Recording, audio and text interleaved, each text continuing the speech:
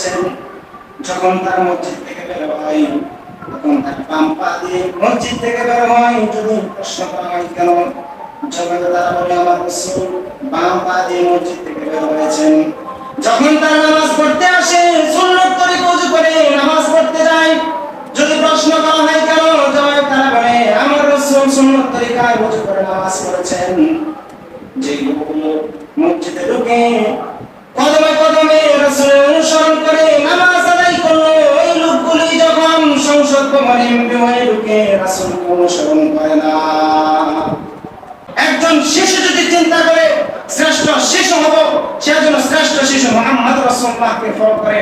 একজন কিশোর যদি চিন্তা করে শ্রেষ্ঠ কিশোর হব, সেজন্য শ্রেষ্ঠ কিশোর মুহাম্মদ রাসূলুল্লাহকে ফলো করে। একজন যুবক যদি চিন্তা করে শ্রেষ্ঠ যুবক হব, সেজন্য শ্রেষ্ঠ যুবক মুহাম্মদ রাসূলুল্লাহকে ফলো করে। একজন বাবা যদি চিন্তা করে শ্রেষ্ঠ বাবা হব, সেজন্য শ্রেষ্ঠ বাবা মুহাম্মদ রাসূলুল্লাহকে ফলো করে। একজন দাদা নানা যদি চিন্তা করে শ্রেষ্ঠ দাদা নানা হব, সেজন্য শ্রেষ্ঠ দাদা নানা মুহাম্মদ রাসূলুল্লাহকে ফলো করে।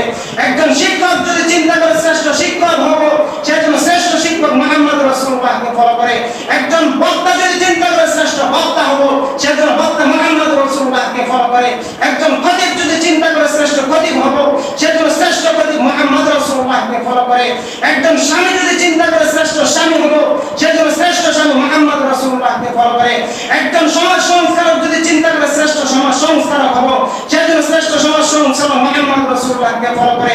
একজন বিপ্লবী যদি চিন্তা করে শ্রেষ্ঠ বিপ্লবী হব, সেজন্য বিপ্লবী মুহাম্মদ রাসূলুল্লাহকে ফলো করে। একজন যোদ্ধা যদি চিন্তা করে শ্রেষ্ঠ যোদ্ধা হব, সেজন্য শ্রেষ্ঠ যোদ্ধা মুহাম্মদ রাসূলুল্লাহকে ফলো করে। একজন রাষ্ট্রনায়ক যদি চিন্তা করেন শ্রেষ্ঠ রাষ্ট্রনায়ক হব, দুনিয়ার অন্য কোন সিস্টেম অন্য কোন তরিকায় শ্রেষ্ঠ রাষ্ট্রনায়ক হওয়ার কোন সিস্টেম নাই, একটাই সিস্টেম, সেটা হলো শ্রেষ্ঠ রাষ্ট্রনায়ক মুহাম্মদ রাসূলুল্লাহকে ফলো করে। কথা বলুন ঠিক না? আল্লাহ রাব্বুল আলামিনের দরবারে লাখো শুকর সুজুদ, যে মহান আল্লাহ তাআলা আমাদেরকে লক্ষ কোটি মানুষ থেকে যাচাই করে বাছাই করে মনোনীত করে নির্বাচন করে এই ফিতনার জামানায় কোরআন সুন্নাহর আলোকে আল্লাহর শ্রেষ্ঠ ঘর মসজিদে তৈরি রাত জুমার ফরজ নামাজ আদায় করবার লক্ষ্যে আশার বসার তৌফিক এনায়েত করেছেন। এজন্য নিয়মিত শুকর আদায়ের তিনি মুসলমান হিসেবে ইমানের আওয়াজকে উঁচু করে এক আওয়াজে উচ্চ কণ্ঠে সকলে পড়ুন কালিমাতুশ শুকর আলহামদুলিল্লাহ। সম্মানিত মুসল্লিয়ানে কারাম, আমরা গত 2 জুমায় রাসূল সাল্লাল্লাহু আলাইহি ওয়াসাল্লামের মর্যাদা নিয়ে কথা বলেছিলাম। আসলে আল্লাহ তাআলা বিশ্বনবীকে যে পরিমাণ মর্যাদা দিয়েছেন, শ্রেষ্ঠত্ব দিয়েছেন, এটা এক জমা 2 জমায় আলোচনা করে শেষ করার মতো বিষয় নয়। বিষয়টি লম্বা সময় নিয়ে আলোচনা করার দাবি রাখে। এজন্য আমরা এই সপ্তাহেও রাসূল সাল্লাল্লাহু আলাইহি ওয়াসাল্লামের মর্যাদা নিয়ে আরো কিছু কথা বলবো। আল্লাহ তাআলা যেন তৌফিক দান করেন, সকলে করেন ইনশাআল্লাহ। আল্লাহ তাআলা বিশ্বনবীকে মুহাম্মদ সাল্লাল্লাহু আলাইহি ওয়াসাল্লামকে যে মর্যাদা দিয়েছেন, শ্রেষ্ঠত্ব দিয়েছেন, যে পরিমাণ পাওয়ার দিয়েছেন, ক্ষমতা দিয়েছেন, সেটা অন্য কোন নবীকে আল্লাহ তাআলা দান করেন। তাকে কি পরিমাণ ক্ষমতা দিয়েছেন, পাওয়ার দিয়েছেন, তাকে আল্লাহ তাআলা শরীয়তের প্রবক্তা বানিয়েছেন, শারিয়া বানিয়েছেন। তিনি যদি শরীয়তের কোন বিষয়ে হ্যাঁ বলেন তাহলে সেটা জায়েজ হয়ে যায়, হ্যাঁ হয়ে যায়। আর যদি কোনো বিষয়ে নিষেধ করেন তাহলে সেটা নিষেধ হয়ে যায়। তাকে এত পরিমাণ ক্ষমতা দিয়েছেন আল্লাহ তাআলা। তিনি যদি আঙ্গুল দিয়ে ইশারা করে চাঁদের দিকে ইশারা করতেন, চাঁদ 2 টুকরা হয়ে যেত। পা জমিন থেকে উপরে উঠালে পা আকাশে চলে যেত। সুবহানাল্লাহ! কি পরিমাণ তাকে ক্ষমতা দিয়েছেন, কি পরিমাণ শ্রেষ্ঠত্ব দিয়েছেন। এই পৃথিবীতে যত নবী রাসূল এসেছিলেন, সেই নবী রাসূলদেরকে আল্লাহ তাআলা চাওয়ার পরে যে জিনিস দিয়েছিলেন, আমাদের নবীকে আল্লাহ তাআলা ওই জিনিস চাওয়া ব্যতীতই তাকে দান করেছেন। কথা বুঝেন নাই? অন্য নবীদেরকে যে জিনিসটা চাওয়ার পরে নবীরা চেয়েছেন আল্লাহর কাছে, পরে দিয়েছেন, হুবহু ওই জিনিসটা আমাদের নবীকে আল্লাহ তাআলা চাওয়া ব্যতীতই তাকে দিয়েছেন। যেরকম হযরত ইব্রাহিম আলাইহিস সালাম আল্লাহ তাআলাকে বলল, রব্বিলা তুখজিনি ইয়াওমা ইউবআসুন, হে আমার রব, কিয়ামত দিবসে আপনি আমাকে লাঞ্ছিত করেন। ইব্রাহিম আলাইহিস সালাম আল্লাহ তাআলার কাছে চেয়েছেন আপনি আমাকে লাঞ্ছিত করেন না। আর আমাদের নবীর ব্যাপারে আল্লাহ তাআলা বলতেছেন, ও নবী, ইব্রাহিম তো আমার কাছে চেয়েছিল তাকে যেন আমি লাঞ্ছিত না করি, আপনি আমার কাছে চাইবেন না, আপনি চাওয়া ব্যতীত আপনার ব্যাপারে আমি বলছি, ইয়াউমা লা ইউযিল্লাহু নাবিয়্যা, কিয়ামত দিবসে চাওয়া ব্যতীত আমি আল্লাহ আপনাকে বলছি, আপনাকে আমি লাঞ্ছিত করব না। ইব্রাহিম আলাইহিস সালাম চেয়েছেন লাঞ্ছিত দিন না হতে, এরপরে দিয়েছেন। আর আমার নবীর ব্যাপারে চাওয়ার আগে আল্লাহ তাআলা বলতেছেন যে আপনাকে আমি কিয়ামত দিবসে লাঞ্ছিত করব। এমনি ভাবে হযরত মুসা আলাইহিস সালাম একদিন আল্লাহ তাআলাকে বললেন, রব্বি আরিনি, হে আমার রব, আমি আপনাকে দেখতে চাই। মুসা আল্লাহ তাআলা বললেন, আনতা রানি, হে মুসা তুমি আমাকে দেখতে পাবে না। মুসা আলাইহিস সালাম বারবার পিরাপিরি করছেন। আল্লাহ তাআলা পিরাপিরির কারণে বলেন, ঠিক আছে তুমি তুর পাহাড়ে যাও।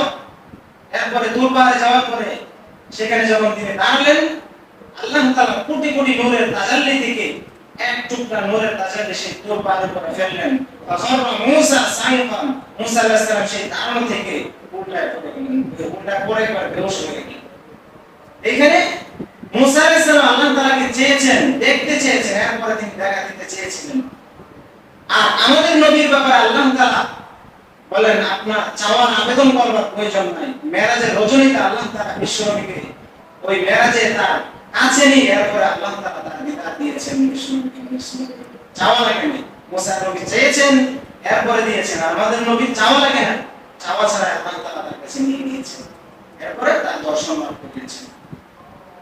এমনি ভাবে মুসা আলাইহিস সালাম আল্লাহ তাআলা বলেন, ইযহাব ইলা ফিরআউনা ইন্নাহু তাগা, হে মুসা তুমি ফিরআউনের কাছে যাও, দ্বীনের দাওয়াত নিয়ে যাও, সে হলো সীমা লঙ্ঘনকারী।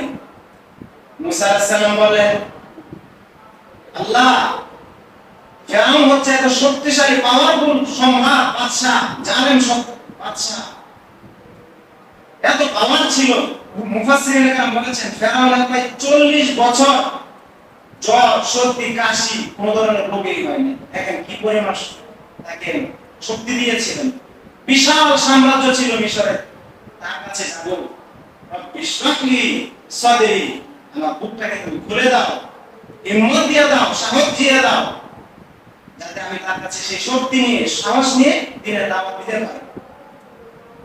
এটা মুসা আলাইহিস সালাম আল্লাহর কাছে চেয়েছেন।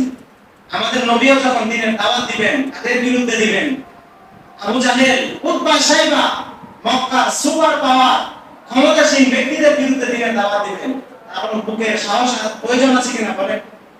প্রয়োজন আছে। আমার নবীর ব্যাপারে আল্লাহ বলতেছেন, আপনার এই সময় চাওয়ার প্রয়োজন নাই। মুসা নবী তো চেয়ে তার বুকের বিদীর্ণ করেছিল, বুকের মধ্যে সাহস নিয়েছিল, বিদীর্ণ করেছিল। আপনার চাওয়া ছাড়া আমি বলছি, আল্লাহ নাশরাহ লাকা সাদরা, আপনি চাওয়া ছাড়া আপনার বুককে আমি বিদীর্ণ করে দিয়েছি। দ্বীনের দাওয়াত দেওয়ার জন্য যে শক্তি দরকার, বুকের সাহস দরকার, সেটা চাওয়া ছাড়াই আপনাকে আমি দিয়ে দিয়েছি। সুবহানাল্লাহ। আল্লাহ নবীকে চাওয়া ছাড়াই দিয়েছেন, যেটা অন্য নবীদেরকে চাওয়া করে দিয়েছেন। মুহতারাম হাজিরিন, আল্লাহ রাব্বুল আলামিন বিশ্ব নবীকে কি পরিমাণ মর্যাদা দিয়েছেন, শ্রেষ্ঠত্ব দিয়েছেন, লক্ষ্য করে দেখেন। এই পৃথিবীতে যত নবী এসেছেন, যত রাসূল এসেছেন, সমস্ত নবী রাসূল আসার পরে তারা যে কাজকর্ম করেছেন, দ্বীনের দাওয়াত দিয়েছেন, তাদের যা কিছু ছিল সেইগুলো সব কিছু বিলুপ্ত হয়ে গিয়েছে। কোন নবীর আংশিক ভাবে সেগুলো আমাদের কাছে আছে, পূর্ণাঙ্গ ভাবে কারো কোনো কিছুই সংরক্ষিত নয়। কিন্তু আমার নবীর ব্যাপারে আল্লাহ রাব্বুল আলামিন নবী পৃথিবীতে আসার পরে যা কিছু করেছেন, তার বন্ধু কে ছিল, তার যা কিছু পৃথিবীতে সংগঠিত হয়েছে, সব কিছু আল্লাহ রাব্বুল আলামিন কোরআনের মধ্যে সংরক্ষিত করে রেখে দিয়েছেন। সব কিছুই কোরআনের মধ্যে আছে। নবী সম্পর্কে আপনি যা জানতে চান, কোরআনকে প্রশ্ন করবেন, কোরআন আপনার জবাব দিয়ে দিবে। আপনি যদি কোরআনকে প্রশ্ন করেন, কোরআন আল্লাহ রাসূল যখন এই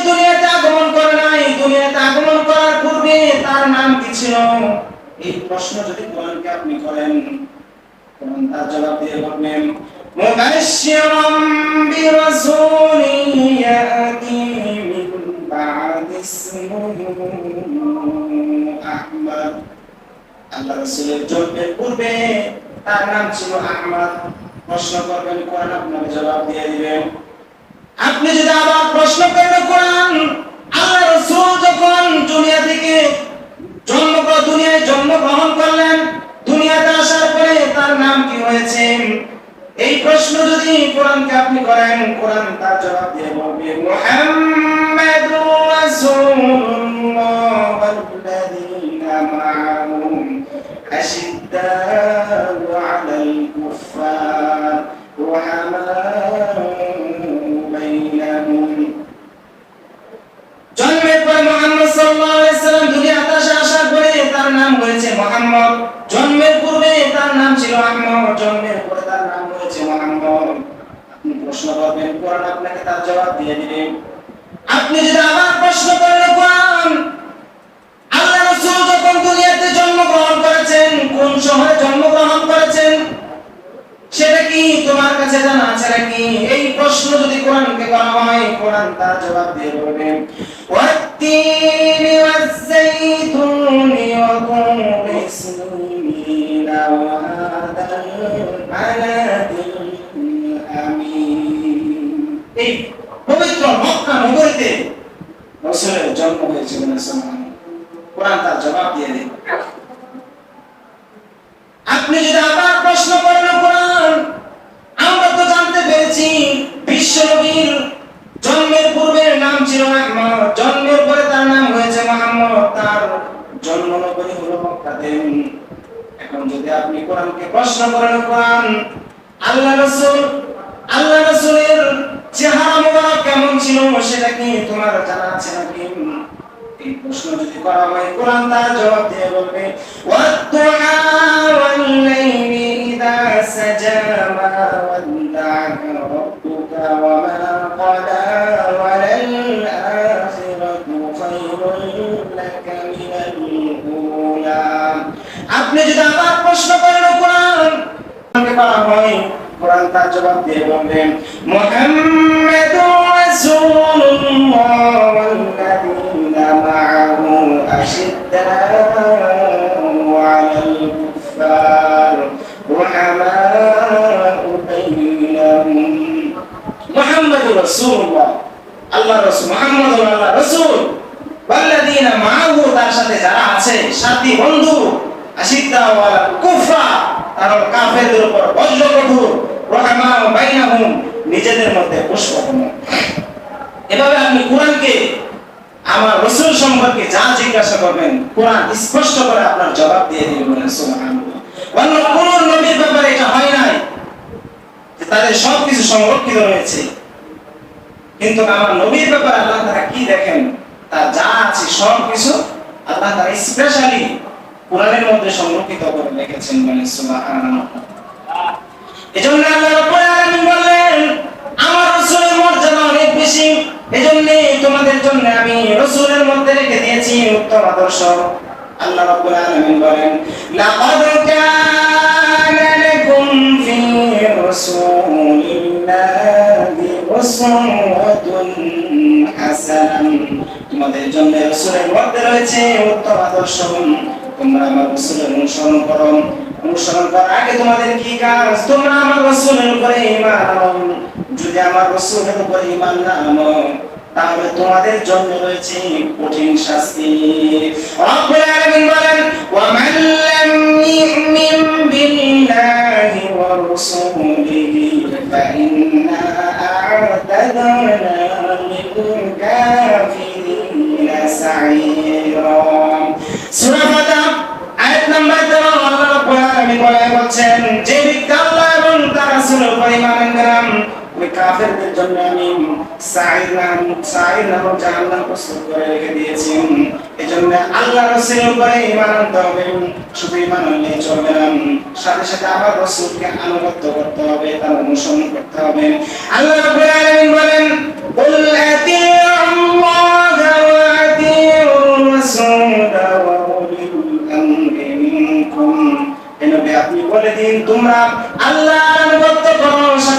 রাসূলের আনুগত্য করো।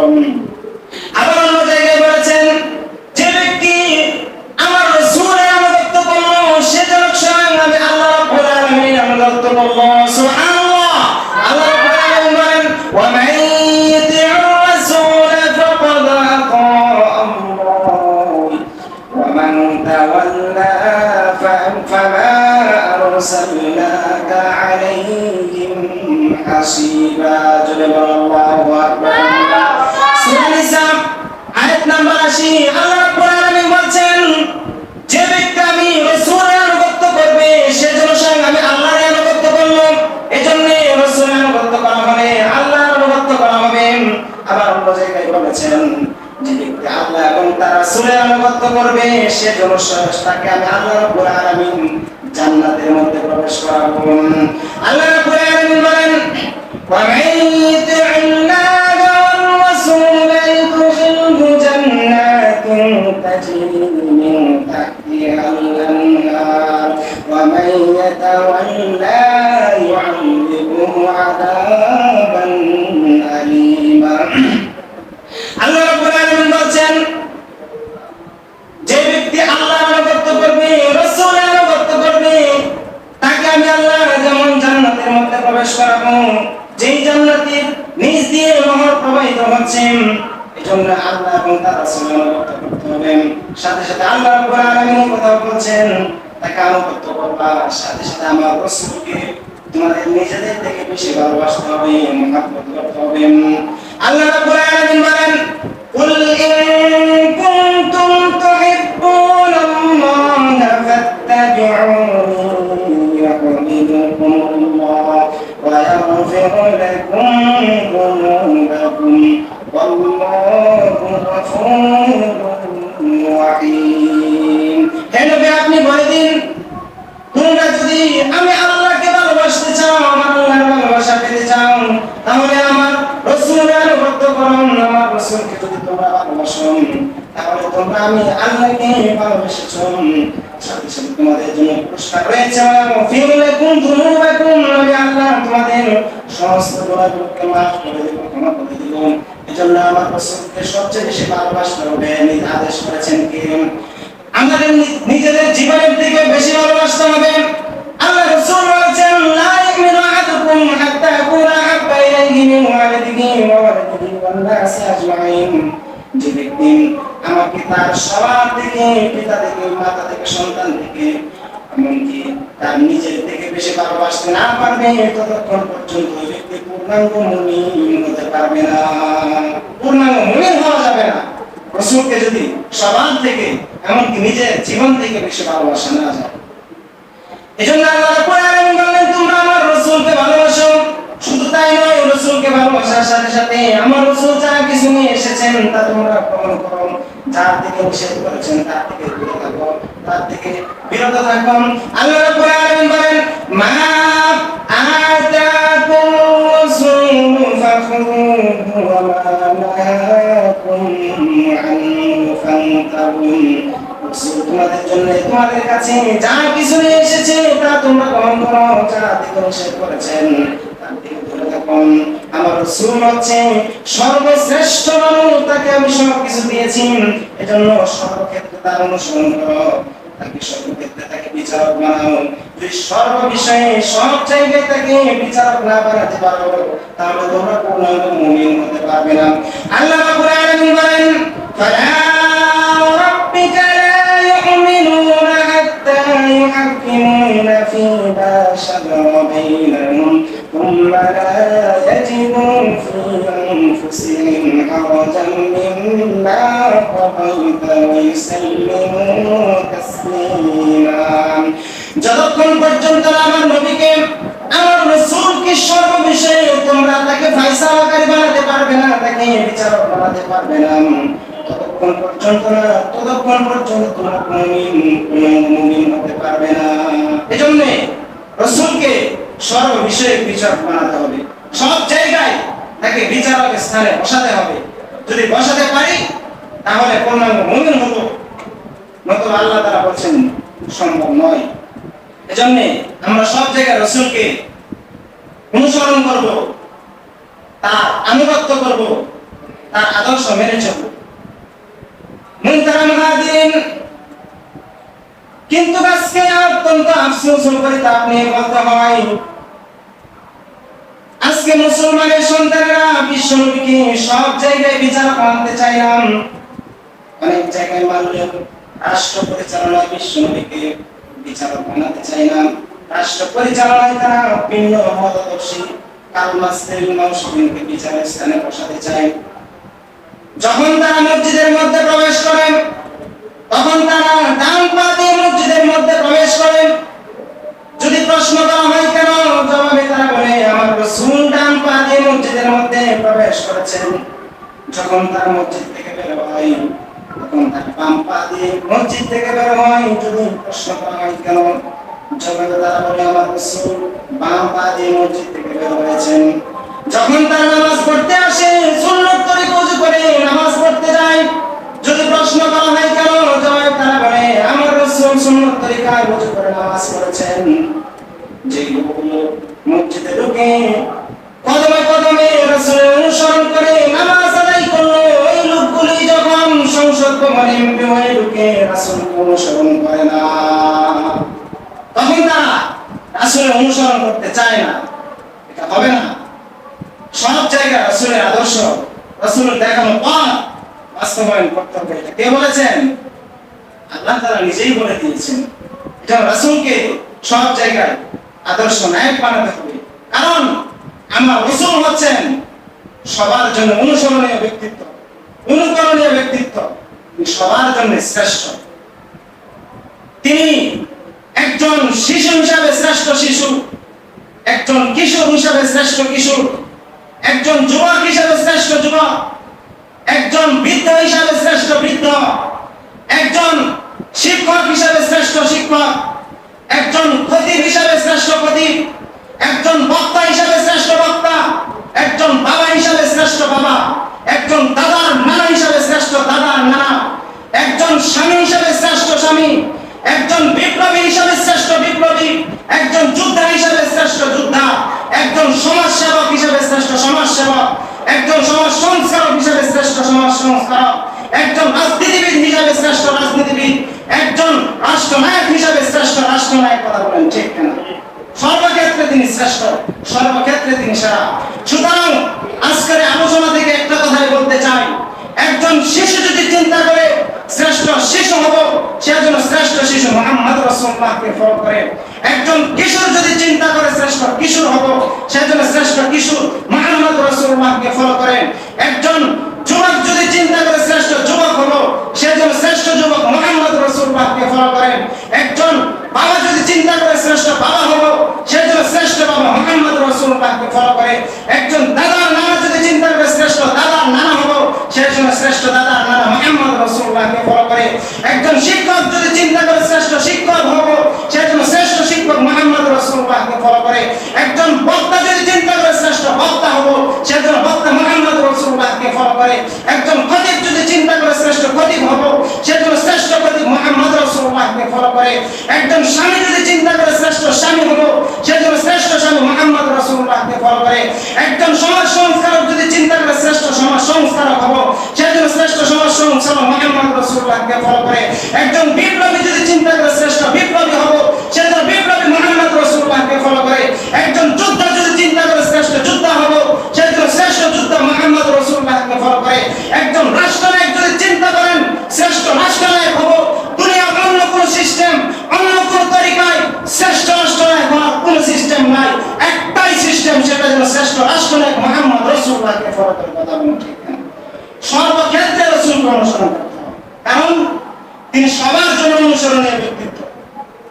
অন্য নেতাদেরকে আপনি বলতে পারবেন তার একাধিক সাই ভালো আছে, আমি অবশ্যই বলবো এমন নেতা বাংলাদেশে পৃথিবীতে অনেক আছে। সর্বজনীন শ্রেষ্ঠ একটা মানুষ আপনি আল্লাহ রাসূল ব্যতীত কাউকে দেখাতে পারবেন না। যেন অনুসরণীয় ব্যক্তিত্ব যদি কেউ হন, সেটা হবে একমাত্র আল্লাহ রাসূল, কারণ তাকে মনোনীত করেছেন কে? আল্লাহ তাআলা। এই এমন বৈশিষ্ট্যময় গুণাবলীতে মানুষ আল্লাহ দ্বিতীয়টি আর তৈরি করেন, এজন্য তার অনুসরণ করতে হবে। মুহতারাম হাজিরিন, বিশ্ব নবীর মর্যাদা নিয়ে কথা বলছিলাম। আল্লাহ রাব্বুল আলামিন বিশ্ব নবীকে কত ভালোবাসেন, তাকে কত মর্যাদা দিয়েছেন। দেখেন বিশ্ব নবী দুনিয়াতে আসার পরে আল্লাহ রাসূলকে যত মানুষ খারাপ দৃষ্টিতে তাকানোর চেষ্টা করেছে, তাকে গালি দিতে চেয়েছে, তাকে কষ্ট দিতে চেয়েছে, দৃষ্টিতে তাকানোর চেষ্টা করেছে, দুনিয়ার কেউ প্রতিবাদ করার আগে স্বয়ং আল্লাহ রাব্বুল আলামিন আরশ আজিম থেকে তার প্রতিবাদ করেছেন। তাকে কেউ খারাপ কথা বলেছে, দুনিয়ার কেউ প্রতিবাদ না করলে সর্বপ্রথম কে প্রতিবাদ করেছেন? আল্লাহ তাআলা আরশ আজিম থেকে আয়াত নাযিল করে তার প্রতিবাদ জানিয়েছেন। কখনো কখনো পূর্ণাঙ্গ সূরা নাযিল করে তার প্রতিবাদ করেছেন, আবার কখনো পৃথক পৃথক আয়াতের মাধ্যমে তিনি প্রতিবাদ করেছেন। যেরকম আল্লাহ রাসূল যখন তার উপর নাযিল হওয়া ওহীগুলো মানুষের কাছে পৌঁছে দিতে লাগলেন, তা ওহীর সৌন্দর্য মানুষ মুগ্ধ হতে লাগলেন। অনেক মানুষ দিনের পথে আসতে শুরু করেছে, কিন্তু সময় মক্কার মধ্যে কাফের মুশরিক ছিল, বিদ্বেষী ছিল, ইসলাম বিদ্বেষী ছিল, যারা বিশ্ব নবীকে বিভিন্ন ভাবে গালিগালাজ করতে শুরু করলো। একবার বিশ্ব নবীকে কবি বলে আখ্যায়িত করতে লাগলো। মুহাম্মদ যে গুলো করে কবিতার মতো লাগে, মুহাম্মদ মনে হয় কবি হয়ে গিয়েছেন। মক্কার লোকেরা যখন বিশ্ব নবীকে কবি বলে আখ্যায়িত করতে লাগলো, আল্লাহ তাআলা এই কথা বরদাস্ত করেন নাই, সাথে সাথে সূরা আল-ফাতহা নাযিল করে দিলেন, ওয়া মা হুয়া বিকাউলি শাইরিন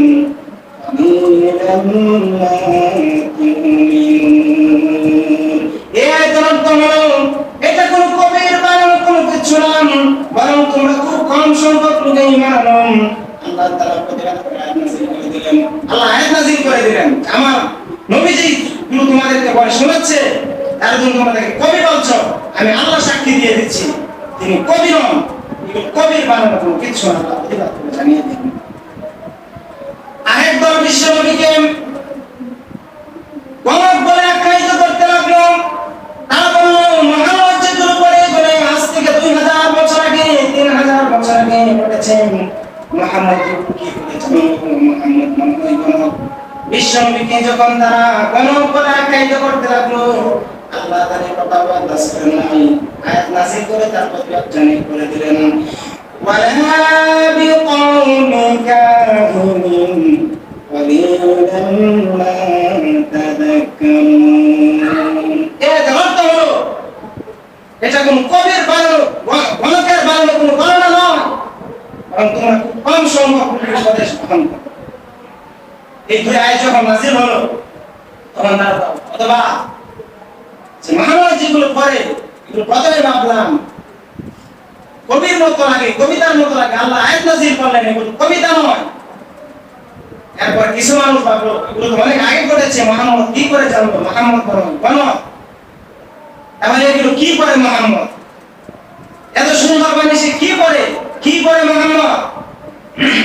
কি করে মুহাম্মদ? যা শুনলে মানুষ পাগল হয়ে যায়, যা শোনার জন্য মানুষ স্থির হয়ে যায়।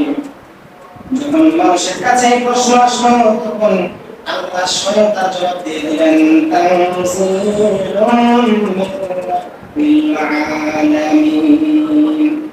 আল্লাহ আয়াত নাযিল করে জানিয়ে দিলেন, এটা কোন কবির বানানো কোন কবিতা না, গণকের কোন বানানো, মানুষের বানানো কোন কিছু না, এটা হলো গোটা বিশ্বের আল্লাহ পাকের বাণী। আল্লাহ জানিয়ে দিলেন কি, সেটা হলো আমার আল্লাহ নাযিলকৃত ওহী বার্তা, যেটা মুহাম্মদ তোমাদেরকে শোনাচ্ছিলেন।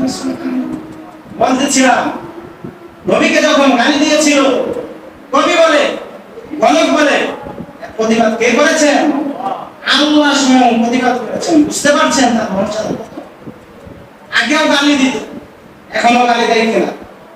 ওলামায়ে কেরামদেরকে গালি দেয় কিনা বলেন? নবীকে গালি দিয়েছে, ওলামায়ে কেরামদেরকেও গালি দেওয়াটা স্বাভাবিক। আলেমরা যারা, তাদের এটা স্বাভাবিকভাবে নেওয়া উচিত। শ্রেষ্ঠ নবী যেহেতু গালি খেয়েছেন, আপনাদেরও গালি খাওয়া এটা কোনো মনোক্ষুণ্ণ হওয়ার মতো বিষয় না। ওই সময় গালি দিত কবি বলে, বর্তমানে গালি দেয় কাঠমুখা বলে। ওই সময় গালি দিত গণক বলে, বর্তমানে গালি দেয় সন্ত্রাসী বলে। ওই সময় গালি দিত পাগল বলে, বর্তমানে গালি দেয় বিভিন্ন আধুনিক সন্ত্রাসী বলে, জঙ্গিবাদ বলে। কথা বলেন ঠিক না? গালির প্রচলন, বলার ধরন চেঞ্জ হয়েছে কিন্তু গালি চেঞ্জ হয় না। ইসলাম বিদ্বেষের সর্ব দল দুইটাই, একটা হলো ইসলামের পক্ষে, একটা ইসলামের বিপক্ষে। ইসলামের বিপক্ষে যারা, তারা গালি দিবে, এটা স্বাভাবিক বিষয়। ওইখানে আল্লাহ তাআলা পৃথক পৃথক আয়াত নাযিল করে রাসূলকে কি করেছেন? যারা গালি দিয়েছে তাদের প্রতিবাদ করেছেন। আবার কখনো কখনো পূর্ণাঙ্গ সূরা নাযিল করে তার প্রতিবাদ করেছেন। যেরকম মক্কার মধ্যে বড় বড় দুইটা সাতটা কাফের ছিল, বড় বড় সাতটা কাফের ছিল। এর মধ্যে একটা ছিল আস ইবনে ওয়াইল। আস ইবনে ওয়াইল বিশ্ব অসভ্য আস ইবনে ওয়াইলের সামনে কেন আল্লাহ রাসূল আলোচনা করতে সে বলল, দাউ ফাইন্নাহু রাজুলুন আবতার লা ইকবাল ফাইদা হালাকা ইনকাতা যিকর। মুহাম্মাদের কথা বাদ দাও, সে তো পুত্র সন্তান নেই। কি বলল আল্লাহ রাসূলকে? পুত্র। রাসূলের তো পুত্র সন্তান হওয়ার পর মারা গিয়েছিল, আপনারা সকলে জানেন। সে তো পুত্র সন্তানহীন, নির্বংশ। সে যখন মারা যাবে, তার আলোচনা এখানেই শেষ, তার নাম নেওয়ার মতো কেউ থাকবে না। নাউজুবিল্লাহ। মুহতারাম হাজিরিন, আস ইবনে ওয়াইল যখন বিশ্বনবীকে পুত্র সন্তানহীন বলল, নির্বংশতা আখ্যায়িত করল, আল্লাহ রাব্বুল আলামিন কথা বরদাস্ত করেন নাই। সাথে সাথে আরশে আজিম থেকে জিবরাইল আমিনের মাধ্যমে বিশ্বনবীর উপরে পূর্ণাঙ্গ সূরা কাউসার নাযিল করে দিলেন। আল্লাহ রাব্বুল আলামিন বলেন, ইন্না আ'তাইনাকাল কাউসার ফাসাল্লি লিরাব্বিকা ওয়ানহার ইন্না শানিআকা হুয়াল আবতার। ও নবী, আমি আপনাকে এমন হাউজে কাউসার দান করেছি, সেখান থেকে যদি কেউ একবার এক পেয়ালা শরবত পান করে, কিয়ামত পর্যন্ত ওই ব্যক্তি কোনদিন তৃষ্ণা রাখবে না। সুবহানাল্লাহ। ফাসাল্লি লিরাব্বিকা ওয়ানহার, আপনার রবের জন্য নামাজ পড়ুন, আপনার রবের জন্য কুরবানি করুন। ইন্না শানিআকা হুয়াল আবতার। আর যারা আপনাকে পুত্র সন্তানহীন বলেছেন, নির্বংশ বলেছেন, আমি আল্লাহ বলছি প্রকৃতপক্ষে তারাই হলো নির্বংশ। আপনার কোনো ছেলে সন্তান নাই, তাতে আপনার কোনো চিন্তা নাই। একবার যদি কেউ কালিমা পড়ে ঈমান আনে, কিয়ামত আমি আল্লাহ রাব্বুল আলামিন তাদেরকে আপনার রূহানি সন্তান বানায় দেব।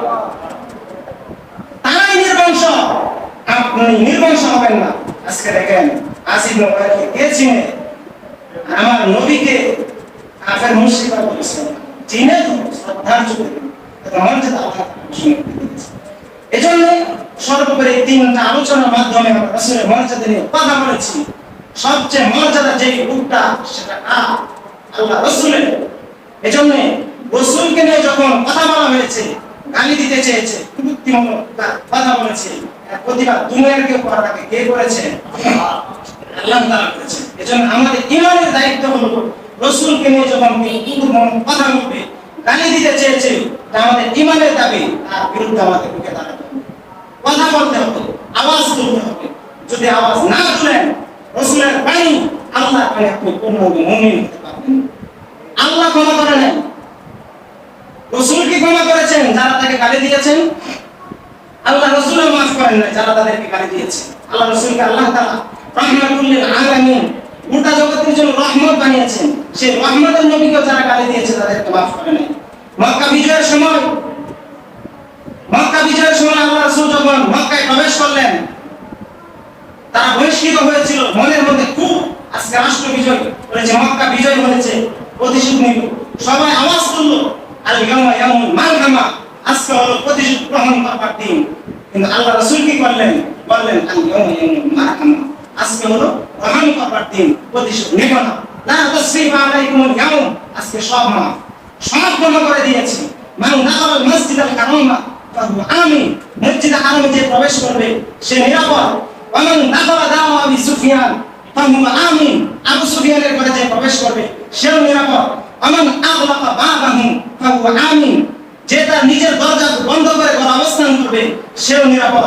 তবে শাইখ ইবনে তাইমিয়া রাহমাতুল্লাহি আলাইহি তার বিখ্যাত কিতাব আস-সারিমুল মাসলুল আলা শাতিমুর রাসূল, নবীকে যারা গালি দেয় সেই সম্পর্কে বিধান সম্পর্কে তার কিতাবের মধ্যে এনেছেন যে আল্লাহ রাসূল সবাইকে maaf করে দিলেন 15 জনের নাম মনে মনে ঘোষণা করেছেন। এদের ব্যাপারে বলেছেন আইনামা সুকিফু মুখিজু অকুতিলু তাকদিলা, এদেরকে যেখানে পাওয়া যায় পাকড়াও করে করতে হবে। আব্দুল্লাহ ইবনে কদর, কুতলা, হুরাইনা, সারা, নাকিস ইবনে সুবানা, হিন্দা বিনত উকবা, ইকরামা ইবনে আবি জাহাল, ওয়াহশি ইবনে হারব, এখানে আল্লাহ রাসূল 15 জনের নাম ঘোষণা করা হলো। ঘোষণা করলেন রহমতের নবী, যার গোটা দেহটাই আল্লাহ রহমত মায়া মমতা দিয়ে তৈরি করেছেন, সেই রহমতের নবীকে যারা গালি দিয়েছেন তাদেরকে ছাড় দেন নাই, আমরাও ছাড় দিতে রাজি না। আল্লাহ বলেছেন মা কানা লিল মুমিনিন ওয়ালা মুমিনাতিন ইযা ক্বাদাল্লাহু ওয়া রাসূলুহু আমরান আন ইয়াকুনা খায়রাতুম মিন আমরিহিম। আল্লাহ রাসূলকে যারা গালি দিবে তাদেরকে আমরা ছাড় দেব না। আল্লাহ রাসূলকে যারা গালি দিবে তাদের ব্যাপারে মুমিনের কোনো সিদ্ধান্ত থাকতে পারে না আল্লাহর সিদ্ধান্ত আসার পরে। আমরা বলি হ্যাঁ তাই, আল্লাহর সিদ্ধান্ত আমাদের সিদ্ধান্ত, রাসূলের সিদ্ধান্ত আমাদের সিদ্ধান্ত। যারা আমার নবীকে গালি দিবে, যারা আমার নবীর উপর কালিমা লেপন করবার চেষ্টা করবে, যারা আমার নবীর ইজ্জতের উপর কলঙ্ক লেপন করবার চেষ্টা করবে, যারা আমার নবীর খতমে নবুয়তকে নিয়ে টানাহেঁচড়া করবে, সেই কুখ্যাত নবীর দুশমনদের বিরুদ্ধে জাতীয় সংসদে সর্বোচ্চ শাস্তির বিধান, মৃত্যুদণ্ডের আইন চাই। কথা বলেন ঠিক কিনা? আমাদের প্রতিবাদ একটাই, এটা আমাদের ইমানের দাবি। এখানে আমি একটু জোরে কথা বলেছি, আপনারা বলতে পারবেন এটা কি যৌক্তিক কিনা? রাসূল যদি না থাকেন ধর্মের মধ্যে কি আপনার ধর্ম ঠিক থাকবে? এজন্য অত্যন্ত সেনসিটিভ একটা জায়গা। কাদিয়ানীরা আমার রাসূলকে নিয়ে, রাসূলের খতমে নবুয়তকে নিয়ে টানাহেঁচড়া করে, এটা অত্যন্ত একটা খারাপ কাজ, এর প্রতিবাদ করতে হবে। যদি না করেন আপনার ধর্ম অবলম্বন করার কোনো মানে নাই, ধর্মই থাকবে না যদি রাসূল না থাকেন।